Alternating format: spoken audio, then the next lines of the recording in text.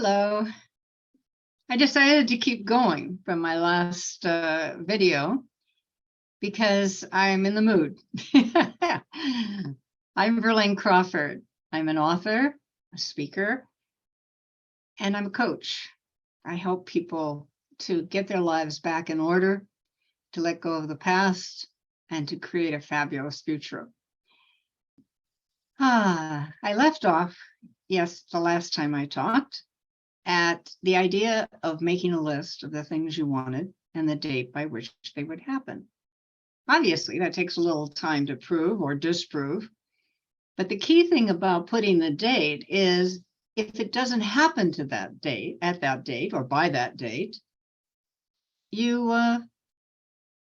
have an idea of maybe why it didn't happen. What was it within you that was saying no to that concept on the list? There's so many areas and so many stories to tell you about how this works. It's absolutely fascinating. You see, what we do from an early age is we start collecting beliefs. Now, a belief can be as little as a short statement, okay? Mother used to say, if you go out in the rain, you're going to catch cold. You got to cover up. Don't get any rain on you, you'll catch cold. Well, guess what? I would go out in the rain, maybe not be covered properly, and I'd catch cold. I'd have a cold. It doesn't mean that you have to do that, you see, but we incorporate it into our mind and our hearts. We start believing it. Then what I think is that as a part of you that kind of gets broken off to itself, by itself, because I mentioned yesterday, or the last time I talked, still today actually, that you think of yourself as being master of your ship, right? Your body, your mind, and captain of that ship. But I see it as a pirate ship, and the crew is planning mutiny. So what does that mean? As these different parts break off with a belief, they go off to their cabin, and their job from then on is to hold on to that belief.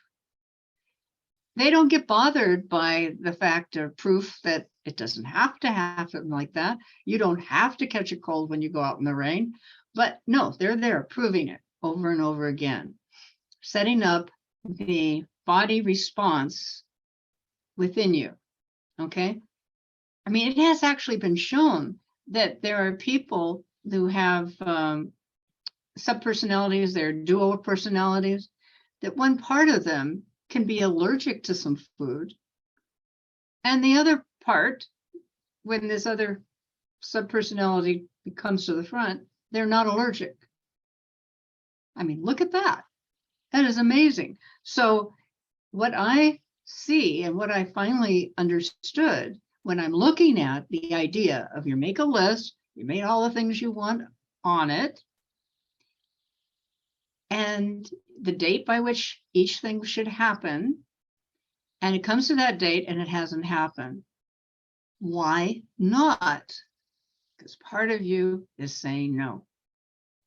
Part of you says it's better not to have that thing on your list. Go, why? Well, that's the key, you see. You start to talk to the different parts of you. They're talking to you all the time, right? In your head, you hear all this noise.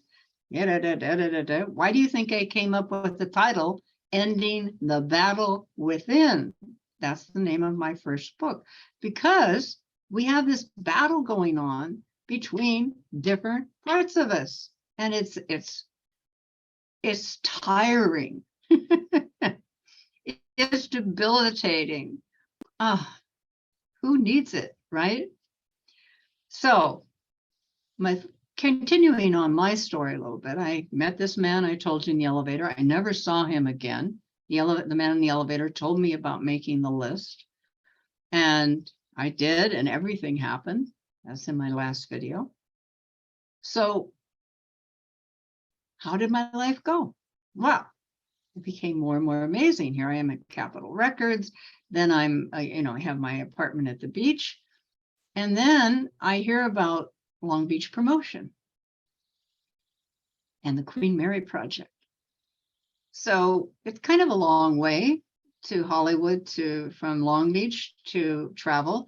And I always liked, as much as possible, even though LA is so spread out, to live near where I worked. And so I hear about this new organization, Long Beach Promotion, and I go there and ask about doing public relations for their organization. They said, fine, we need that. So I would write articles, and I would do go to in those days, if you can believe it, actually go to the editors, travel to their locations, go into their offices, and plant the story. That was what they called it in the old day. You're planting the story.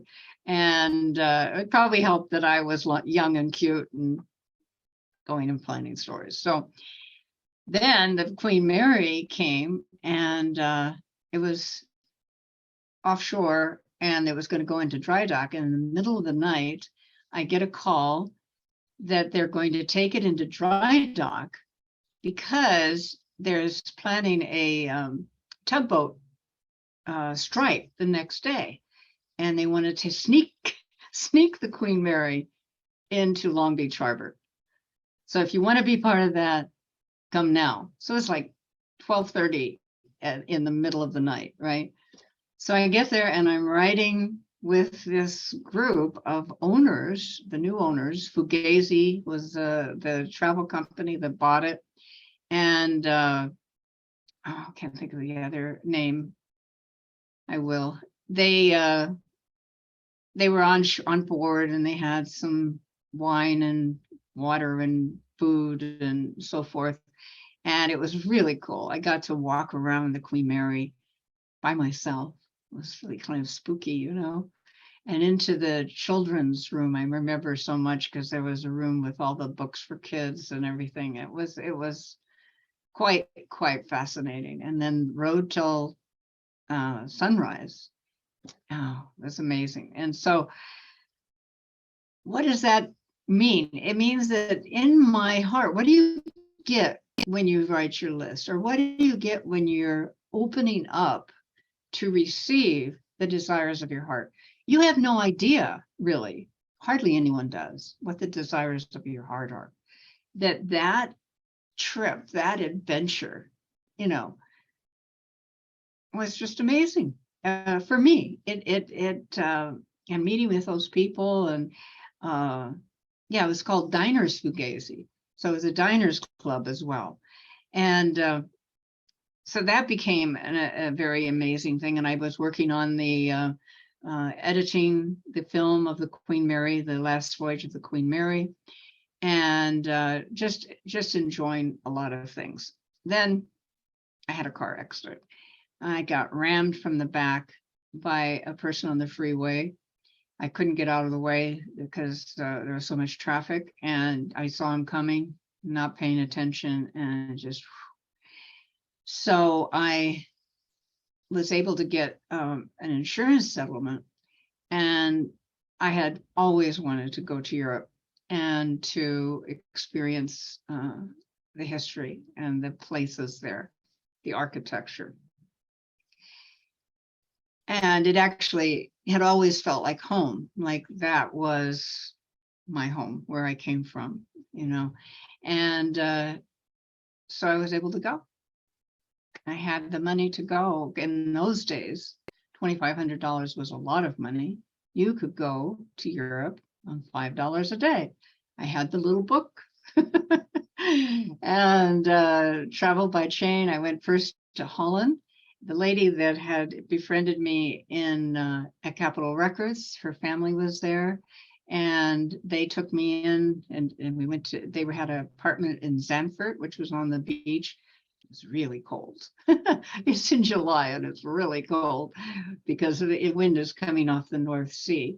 But I loved Holland. It was beautiful. And then I got on the train and went to Italy first, and it was such a feeling of remembering as I came, as a train went through Tuscany.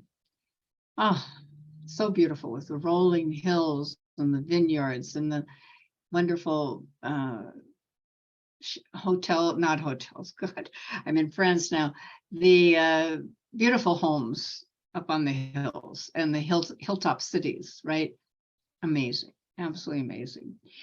So, and then I went to Rome and had incredible experiences there. And then on to Greece. I went by train to Brindisi and caught a ship to go over to Athens. And my high school English teacher and his family were living outside of Athens. He was teaching at the English school there, and got to stay with them and got to see the Acropolis at night when it was a full moon. And then I went down to the Isle of Crete, and I took the boat down there. I took a plane there and then took the boat back. And actually, when I was in Athens, I developed a cyst and I had to go into the hospital. And when I was in the hospital, I had this little surgery, and I had a private room. It was a beautiful private hospital, English hospital, and which the people at the ambassadors had told me where to go. And the people in the next room were having a celebration because the lady had found out she did not have, the cancer was gone.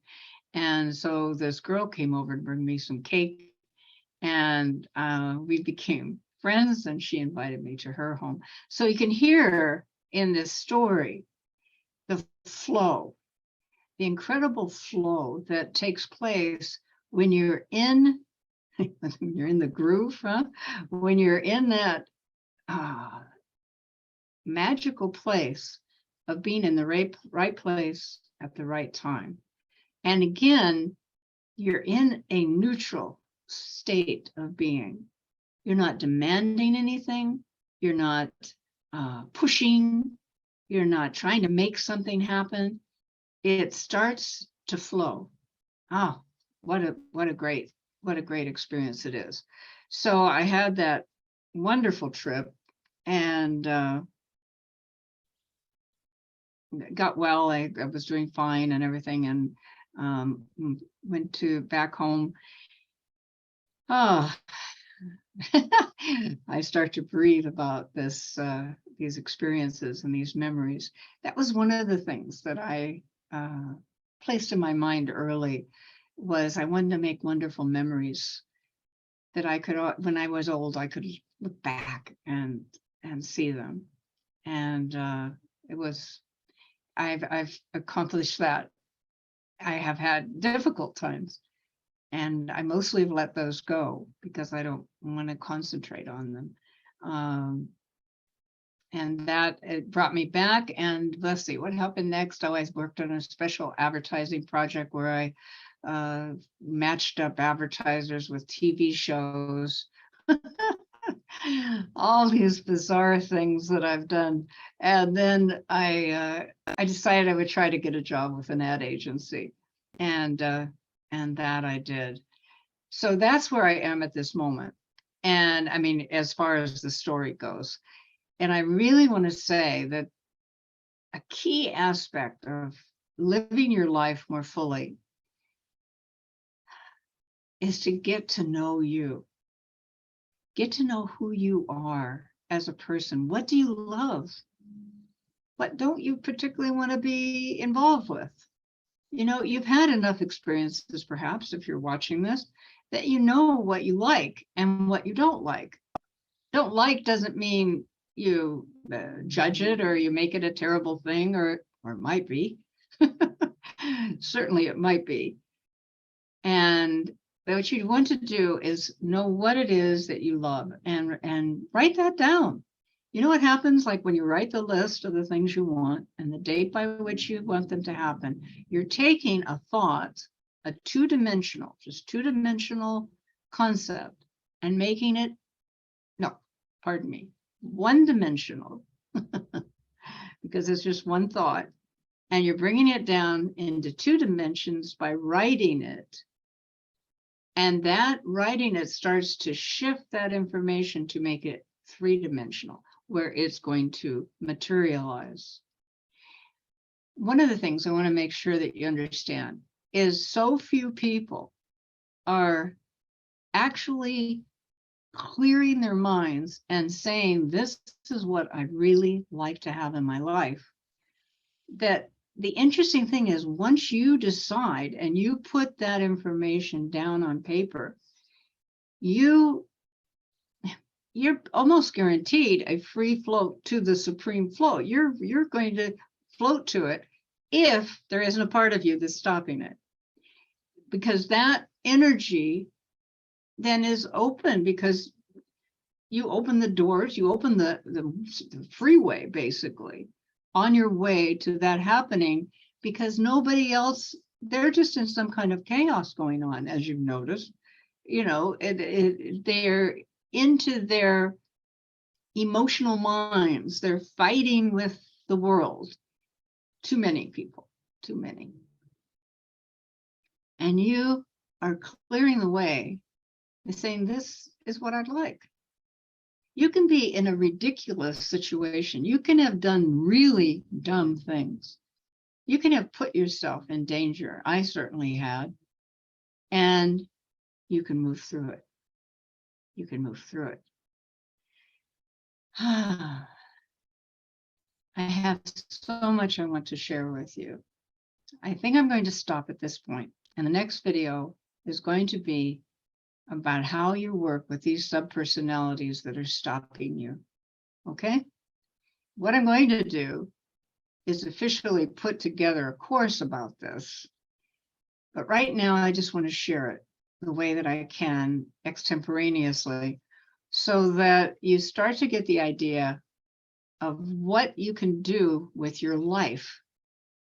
Too many people are being dragged here and dragged there, and their thought processes aren't clear. And guess what? I'm sorry to say that our wonderful phones that we have, yes, are taking too much time. Taking too much time. No. You're more important than all the connections that you have. Yes, you want to keep up with your people and the people that you're following and this and that, but it's gotten to be too much. And so you aren't paying attention to nature. You're not paying attention to beauty. You're not analyzing your environment and where you are and who's around you. I've gone into Starbucks sometimes and nobody looks up. They, a famous actor or actress could be in the room and they don't know it. They wouldn't see it. They probably could be looking it up on, looking up somebody that's famous online, and the person is standing right in front of them. So take me to heart on this, okay? You can cut down on all of this back and forth and thumbing your way into your future. That's not nice. I'm sorry. But it really is true. I don't think I could have done 1/10 of what I've accomplished if I had been stuck on the phone with that kind of activity. Just catching up and talking, where are you? What are you doing? We don't need to do that. You need to be you, showing up in this world as you. It's too much fun to do it that way, not through the virtual world. This is an incredible world. I've had amazing trips around the world, incredible things that I've done. And how can I spend time just talking to friends, taking selfies? I mean, it's not needed. It's not adding to your experience of life. Next video, we're going to talk about how to change this idea of there's parts of you that are saying no and stopping you from doing just what I'm talking about. Just what I'm talking about. Being able to be your full self, have your full power, and show up in the world where it's feeding you, it's adding to your life, not taking away. All right. Thank you for watching. And I say, bless you.